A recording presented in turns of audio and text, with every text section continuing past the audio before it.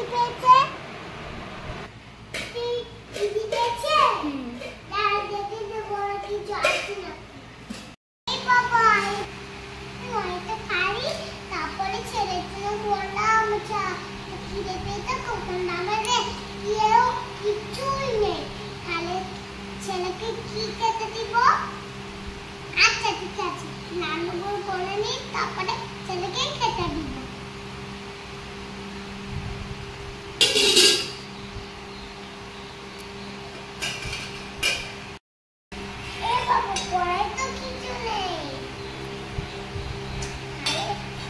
ছেলেকে কি খেতে দিব? তেল আছে নাকি বলে দেখি তো। চাল ডাল কিছুই নেই তাহলে ছেলের জন্য কি খাইতে দিব? কি খেতে দিব আমি? কিছু বাড়িতে খাবার নেই। হায় ভগবান।